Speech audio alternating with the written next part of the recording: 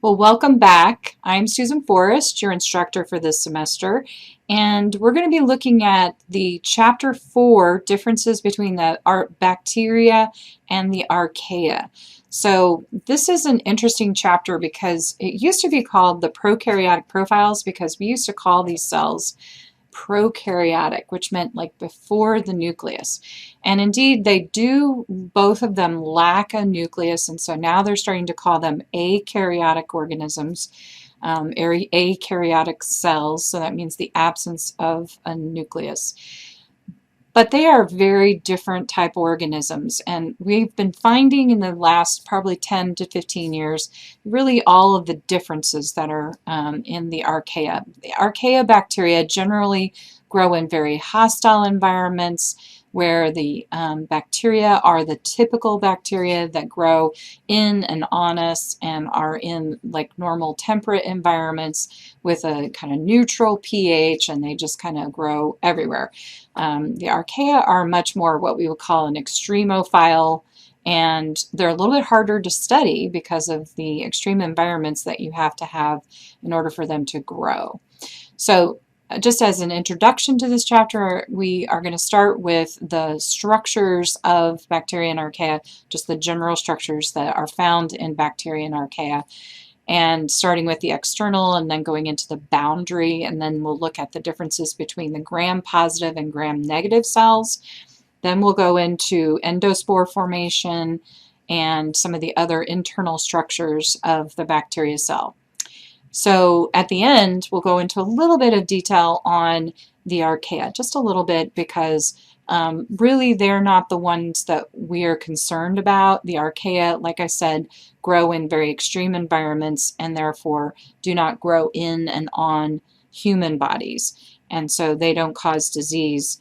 But they are of interest to us, and so we're going to talk about those differences and show you some of the different groupings, and then just a little bit on the taxonomic groupings that we have for the bacteria, the Firmicutes, the Gracilocutes, and the Mendocicutes. So, and trust me, you don't have to worry about how to say those words, but you will want to know just a little bit about some of the differences in those different groupings. So without further ado, Chapter 4.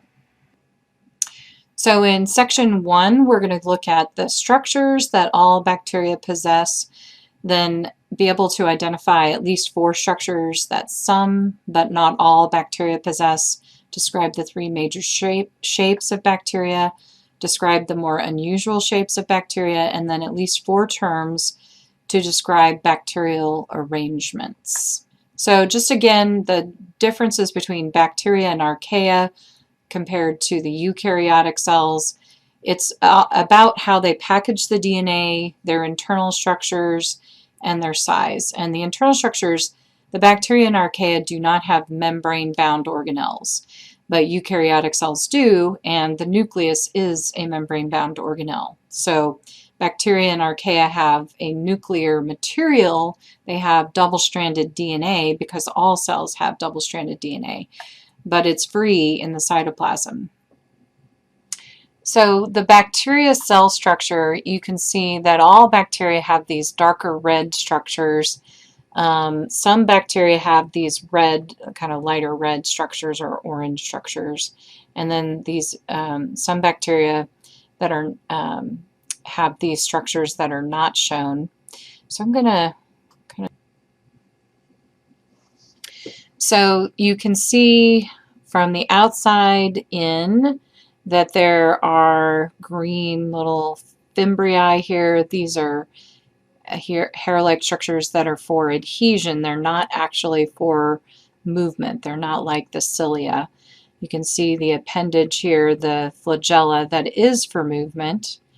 Then we have the pili, the pilus, that is here for bacterial conjugation. So it's allowing DNA to go through this little tube and be transferred from one bacteria cell to another, sort of like refueling a jet while it's moving up in the air, so one plane flying next to it and refueling another.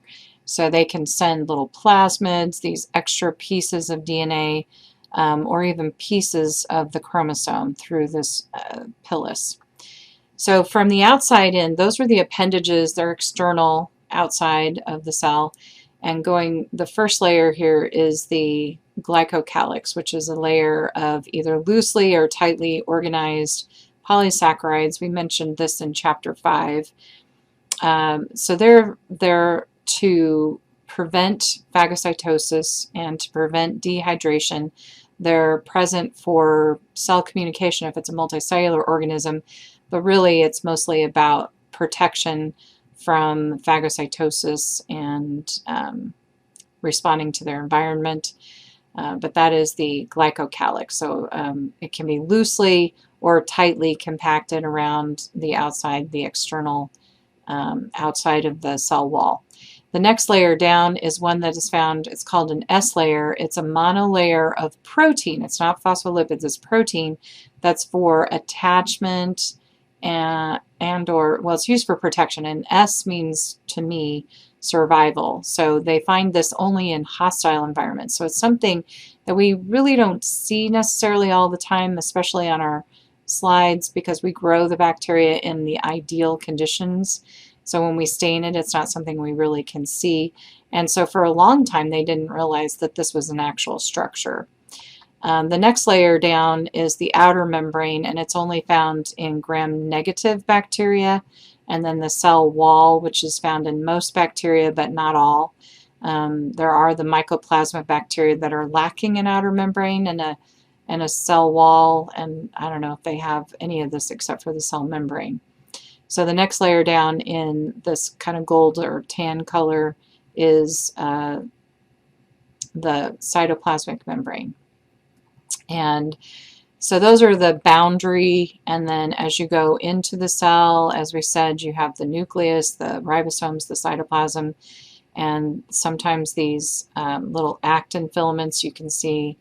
That is something fairly recently, these little small, thin layers, thin thread-looking structures that are just kind of inside of the cell membrane that kind of reinforce the cell wall. We didn't really think it was necessary because the peptidoglycan is usually so thick it really gives them a pretty rigid structure, but in some bacteria we have discovered that they have actin cytoskeleton inside. Kind of wraps around in a helical fashion, and so we'll show you a picture of that later. The microcompartment is something that's new that we have just recently seen, and it's a protein encased area where there's enzymes, localized enzymes, and other proteins in the cytoplasm. So it's sort of like a vacuole, but it's not a phospholipid membrane bound. It's a protein coated packet, and so it's really not a membrane bound organelle, but there's discussion on is that a membrane bound organelle or not. The inclusion or granule is where they store like lipids or phosphates, so they may cluster together because like dissolves like, so fats are going to kind of group together and they'll form a deposit inside the cell. Sometimes structures, minerals especially, will crystallize together, and so they can be used. So it's sort of like a vacuole, but it's not truly bound by an organ. It's not bound by a membrane. So that's a little bit about the structure of the bacteria cell, and you can refer back to this as you go through the semester. Some things that are not shown: the endospore, and there are intracellular membranes and nanowires and nanotubules that we'll talk about here. This is the nanowires and nanotubules are these membrane extensions that allow the bacteria to transmit electrons or nutrients to other bacteria or onto environmental surfaces, which is way new. That is not something that we have known about until very recently. So bacteria cells are single-celled. They carry out all the necessary activities for life, reproduction, metabolism, nutrient processing, and they can act as a single cell, a colony, or a biofilm.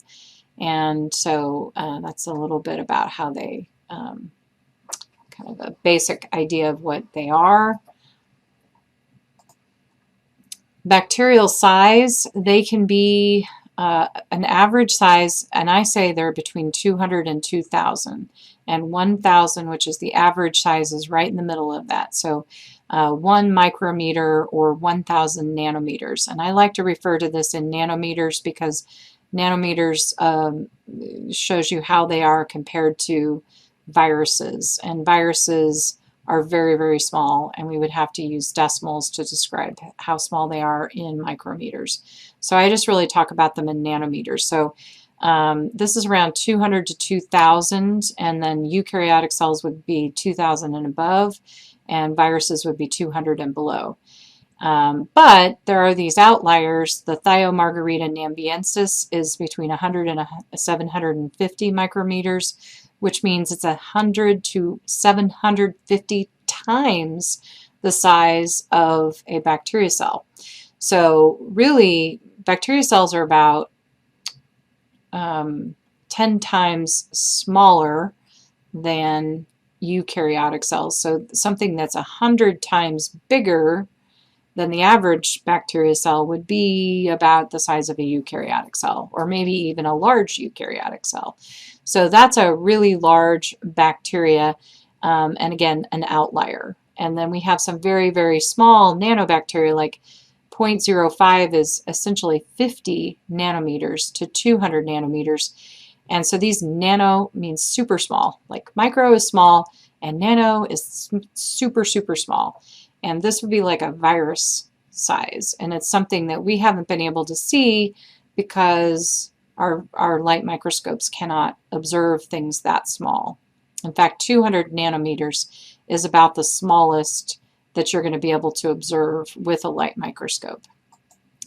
So bacterial shapes are generally these three categories: coccus, which is round, spherical type of shape; bacillus, which is more of a rod, long, elongated shape; and then vibrio, which is a curved shape. And so if they have a cell wall, they usually don't change shapes. They're usually going to stay in that particular shape. And in fact, some of the names of the bacteria, like Bacillus subtilis or Staphylococcus, have the shape in their name. And so pay attention to that. Pleomorphism means that they can have variations in size and shape, and that's usually only in bacteria cells that do not have a cell wall, because when the fact that they have a cell wall keeps them pretty rigid and maintains their shape fairly easily. So here's some pictures of some coccus, some rod, and some curved shapes, and some bacteria that fall into those groupings like Staphylococcus and Streptococcus.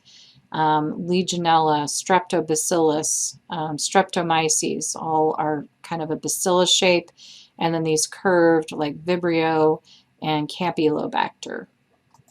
So the Mycoplasmas have lots of variation in their size and their shape because they lack a cell wall. And so this is what happens when you don't have a cell wall. But all of the, so you can see some of them have kind of like a donut shape, some have rod shapes, some are really long rods, some have kind of a racket shape. So that is all due to the fact that they do not have a cell wall. So arrangements, if they're in pairs, they have 2. If they're in tetrads, they have 4. Staph means that they're in a cluster, an irregular cluster. Strep means that they have chains, and Sarcina means that they are cubical. They have packets of 8 or 16 or some multiple of 8.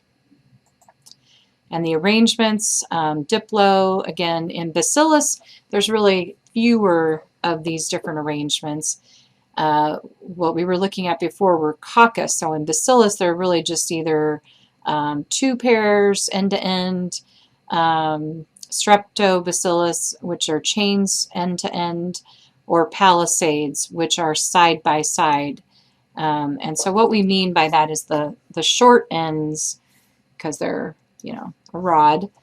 When we're talking about diplo or streptobacteria, we're talking about rods that are attached end to end, where palisades, they're side by side. That's what touches, and I'm not really showing them touching, but anyway. It's really hard to draw with my little tablet here. So that would be more like a picket fence, and they're arranged like that. So they're touching side by side. So this is our concept check. So with these concept checks, I like you to pause the video, think about the answers, and then come back and I will review the questions in the next video.